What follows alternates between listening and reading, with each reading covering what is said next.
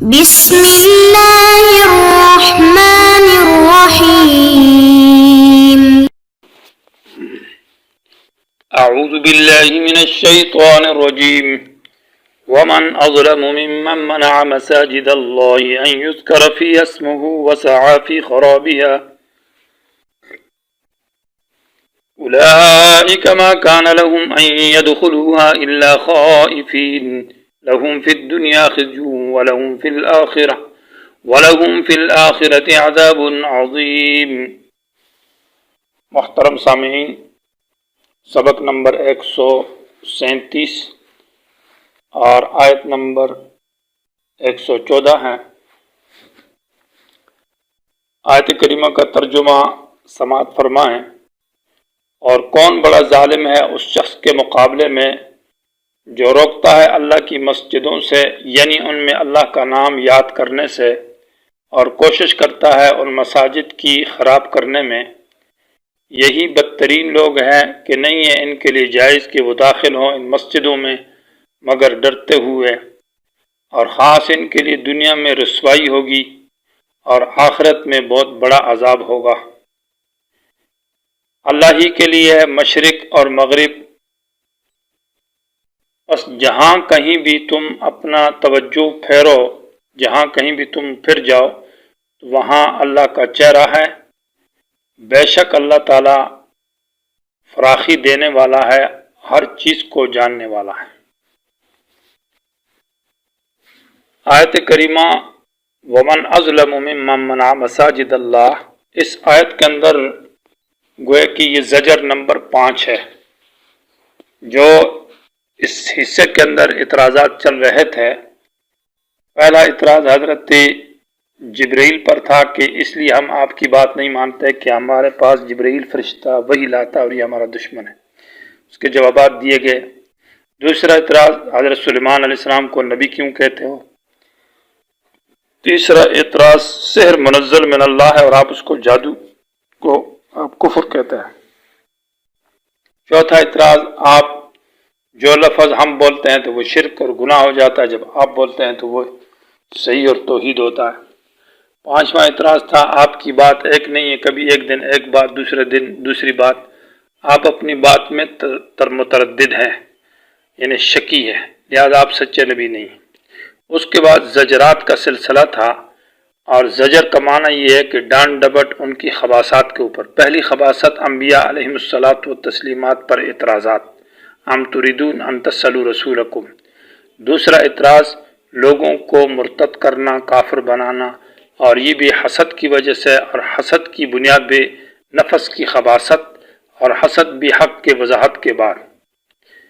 اس کے بعد دوسرا زجر کہ طریقہ ارتداد کیسے لوگوں کو مرتد کرتے تھے، تو اپنا آپ کو جنت کا دعویٰ کرتے تھے، اپنی حقانیت کو منحصر کرتے تھے کہ یہودیت کے اندر حقانیت حق منحصر ہے، تو لوگ اس طرف مائل ہو جائیں گے۔ اس کی تردید کی یہ صرف خواہشات اور آرزویں ہیں، حقیقت پر مبنی نہیں ہے۔ پھر اس کے بعد زجر تھا کہ یہ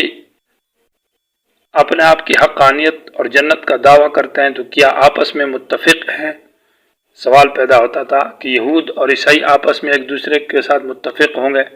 تو وقالت الیہود سے زجر تھا اس بات پر کہ آپس میں بھی اختلاف ہے اور ایک دوسرے کی تکفیر اور کفر کا فتویٰ لگاتے ہیں۔ اس آیت کے اندر زجر ہے کہ اللہ کی مساجد سے روکتے ہیں۔ معنی یہ کہ یہ ان کا اختلاف اس حد تک کہ ایک دوسرے پر کفر کا فتویٰ لگاتے ہیں، یعنی دین حق کی تکذیب کرتے ہیں۔ یہود عیسائیوں کو کافر، جبکہ عیسائی صحیح مذہب پر ہیں، یعنی تورات کے اوپر اس وقت والے عیسائی مراد ہے، تو وہ دین تورات انجیل کی تکذیب، یہ دین حق کی تکذیب ہے، اور کہتے ہیں علی شیء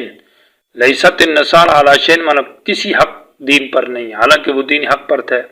اس طرح عیسائی کہتے ہیں کہ یہود دین حق پر نہیں، حالانکہ ان کے پاس تورات اور موسیٰ علیہ السلام سچے پیغمبر تھے۔ تو اس تکفیر کا وجہ سے یہ گویا کہ پہلی آیت جو ہے یہ سبب بنی دوسری آیت کے لیے، ایک دوسرے پر کفر کا فتویٰ لگانا، ایک دوسرے کو کافر کہنے کی وجہ سے وہ اپنے آپ مساجد سے بھی ایک دوسروں پر پابندی لگا دی۔ یہودی کہتے ہیں کہ تم عیسائی ہماری مسجدوں میں نہیں آ سکتے، ان کی اجازت نہیں کیونکہ یہ کافر ہے، اور عیسائی کہتے ہیں کہ یہودی ہماری مسجد میں نہیں آ سکتے، یہ کافر ہے۔ گویا کہ مساجد سے روکنا، اس کا سبب وہ ایک دوسرے کے اوپر کفر کا فتویٰ لگانا ہے۔ شیخ الاسلام ابن تیمیہ رحمہ اللہ نے لکھا ہے کہ یہ چیز اس امت کے اندر بھی ہے، آخری امت جو ہماری ہے اس کے اندر بھی اس طرح فرقے ہو گئے کہ اصول دین کے اندر عقائد میں تو اتفاق ہے، قرآن میں جو عقائد ذکر کی ہے، حدیث میں جو عقیدہ ہے، لیکن فروعات کے درمیان میں اختلاف کی وجہ سے بعض فرقے مذہبی اختلاف کی وجہ سے یا فروعات میں اختلاف کی وجہ سے ایک دوسروں پر تکفیر یعنی کفر کے فتوے لگاتے ہیں۔ فرعی مسئلے کے اندر تھوڑا بہت اختلاف ہو گیا تو اس کی وجہ سے دوسروں کو کہا یہ گمراہ ہے، یہ کافر ہے، یہ مرتد ہے، ان کے پیچھے نماز نہیں ہوتی، وہ دوسروں پر تو جانبین سے فتوے لگتے ہیں اور جانبین سے اس میں افراط اور تفرید کے شکار ہے۔ گویا کہ یہ جو اختلاف ہے فروعی مسائل میں، حالانکہ ایک حدیث مثلا ناسخ، ایک آدمی ایک حدیث کو ناسخ سمجھتا ہے، دوسرا اس کو منسوخ سمجھتا ہے، تو اس وجہ سے اختلاف ہوتا ہے، یا حدیث کے اندر اختلاف ہے، ایک مذہب والے ایک حدیث پر عمل کرتے ہیں، دوسرے دوسری حدیث پر عمل کرتے ہیں، تو جواز اور عدم جواز کا اختلاف بہت کم ہوتا ہے، یا زیادہ زیادہ اولا اور غیر اولا کا اختلاف ہوتا ہے، یا کچھ فروعات کے اندر اختلاف بھی ہے، وہ وجہ تکفیر نہیں بن سکتی کہ اس کی وجہ سے ان کے عقائد جو ہے اس میں تو اتفاق ہے، تو اس میں ایک دوسرے پر کفر کا فتویٰ لگانا، اس میں بہت غلو کرنا، زیادتی کرنا، یہ گویا کہ ہمارے اندر بھی موجود ہے، اور یہ یہودیت اور عیسائیت کی وہ گویا کہ چیزیں ہمارے اندر آ چکی ہیں۔ اسی بنیاد پر مسجدوں سے مدرسوں سے ایک دوسرے کو روکنا تو یہ بری بات ہے۔ ومن اظلم، کون بڑا ظالم ہے، ممن، اس آدمی کے مقابلے میں، منع مساجد اللہ، جو اللہ کی مسجدوں سے روکتا ہے، ان یذکرا، تو اللہ کی مسجد سے کس طرح روکتا ہے، اس کا کیا مطلب ہے؟ ان یذکرا ترکیب نحوی کے اعتبار سے یہ بدل اشتمال ہے، مساجد اللہ، مسجد سے روکنے کا مطلب یہ ہے کہ مسجد میں اللہ کا نام یاد کرنے سے روکتا ہے، اللہ کی توحید بیان کی جائے، قرآن بیان کیا جائے، حدیث بیان کی جائے، اللہ تعالیٰ کی صفات کا ذکر کیا جائے، اللہ تعالیٰ کی عظمت بڑائی بیان کی جائے، دعوت دی جائے، تو درس و تدریس ہو گیا، نماز، ذکر، عبادات جو ہے شرعی طریقے کے مطابق جو اللہ کا ذکر ہے، یذکر فی اسمہ سے مراد وہ ذکر ہوگا جو اللہ تعالیٰ کا ذکر مراد بطریقہ شرعی، یہ نہ ہو کہ اس میں بدعت اور رسم رواج ہو، تو شرعی طریقے سے قرآن و حدیث کا بیان کرنے سے روکتے ہیں۔ یہاں پر سوال یہ پیدا ہوتا ہے کہ وہ آدمی جو مسجدوں سے روکتا ہے وہ سب سے بڑا ظالم ہے، مانا اس سے بڑھ کر کوئی اور ظالم نہیں ہوگا، استفہام انکاری ہے، مانا کون بڑا ظالم ہے، یعنی اس سے بڑھ کر بڑا ظالم نہیں ہے، حالانکہ دوسری آیت میں اسی کے بعد آ رہا ہے ومن اظلم ممن کتم شہادۃ عنده من اللہ، اس آدمی سے کون بڑا ظالم ہے جو حق بات کو چھپاتا ہے، سب سے بڑا ظالم وہ ہے۔ ایک اور آیت میں آتا ہے کہ ومن اظلم ممن افترى علی اللہ کذبا، اس آدمی سے بڑا ظالم کوئی نہیں ہے جو اللہ پر جھوٹ باندھتا ہے۔ اسی طرح ایک اور آیت میں ہے کہ اس سے بڑا کوئی ظالم نہیں ہے، ومن اظلم ممن ذکر بآیات ربی ثم اعرض عنها، جس کے سامنے اللہ کی آیات بیان کی جائے اور پھر اس سے اعراض کرے تو وہ بڑا ظالم ہے۔ تو اس طرح 5-6 قسم کے افراد کا ذکر ہے قرآن مجید کے اندر کہ یہ بڑا ظالم ہے۔ تو مطلب اگر یہ مسجد میں روکنے والا بڑا ظالم ہے تو دوسرا تو پھر چھوٹا ہوا، کیونکہ سب سے بڑا یہ ہوا، تو اس کا کیا مطلب ہے؟ جواب یہ ہے کہ یہ اصل میں ایک آدمی ہے، کافر ہے، مشرک ہے، لیکن اس کی مختلف صفات ہے۔ یہی آدمی جو ہے نا مسجدوں سے بھی روکتا ہے تو یہ بڑا ظالم ہے، یہی آدمی حق بات بھی چھپاتا ہے تو بڑا ظالم ہے، یہی آدمی جو صفت اس کی جہاں مناسب ہے اس کو ذکر کیا، اصل میں یہ آدمی ایک ہے، اس کی مختلف صفات ہے، حق بات بھی چھپاتا ہے، مسجدوں سے روکتا ہے، قرآن سے اعراض کرتا ہے اور جھوٹ باندھتا ہے۔ دوسرا جواب یہ ہے کہ یہ الگ الگ انواع ہے، نوع ہے، ایک قسم کی نوع اور قسم جو ہے وہ مانعین ہے، مانعین جو روکنے والے ان میں سب سے بڑا ظالم وہ ہے جو مسجد سے روکے، اور کاتمین جو حق چھپانے والے ان میں سب سے بڑا ظالم وہ حق بات کو چھپانے والا ہے۔ اس طرح افطرا جھوٹ باندھنے والوں میں سب سے بڑا ظالم وہ ہے جو اللہ پر جھوٹ باندھتا ہے، تو یہ نوع کے اعتبار سے کہا ہے۔ آئیوس کا رفیع اسمہ کہ یاد کیا جائے ان مسجدوں میں اللہ کا نام، تو اللہ کا نام یاد کرنے کا مطلب یہ ہوگا کہ اللہ کی عظمت اور توحید بیان کی جائے، گویا کہ یہ تخریب معنوی ہوگی کہ اللہ کے نام مانوی طور پر مسجد کو خراب کر رہا ہے کہ اس میں اللہ کی عبادات سے روکتا ہے۔ وسعا یہ تخریبی ظاہری ہے اور کوشش کرتا ہے فی خرابیہا ان مساجد کی تخریب کاری میں ان کو گرانا توڑنا پھوڑنا۔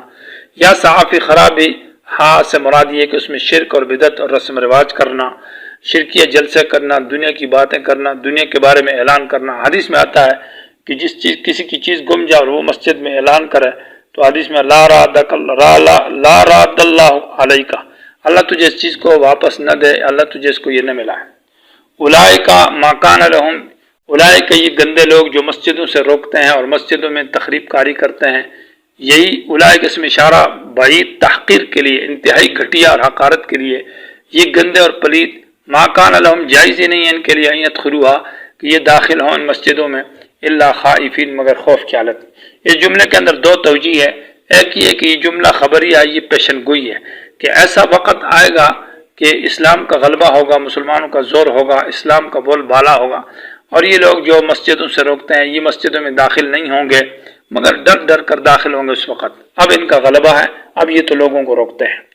ایک معنی یہ تو ایسا نہیں ہوگا ان کے لیے کہ یہ داخل ہو مسجدوں میں مگر ڈر کی حالت میں۔ دوسرا معنی ہے کہ یہ جملہ ان خبریہ بمعنی انشاء کا ہے، جملہ انشائیہ ہے کہ مسلمانوں تم اپنے اندر ہمت پیدا کرو، استقلال پیدا کرو کہ ایسے لوگوں کو تم محنت کوشش کرو، ان کو مغلوب کرو اور ان کو ختم کرو، اور تاکہ یہ مسجد میں داخل نہ ہو مگر ڈر کر کے، یعنی ان کو مسجد میں داخل نہ ہونے دو مگر خوف زدہ ہو کر مسجد میں داخل ہوں۔ لہم خاص ان کے لیے دنیا کے اندر خزی رسوائی ہوگی، اور ایسے لوگ آخرت میں دیکھا گیا کہ جو مسجد میں اس طرح کرتے ہیں وہ آخر میں رسوا اور ذلیل ہو جاتے ہیں۔ وَلَهُمْ فِي الْآخِرَةِ، اور آخرت میں بہت بڑا عذاب ہے۔ تو یہ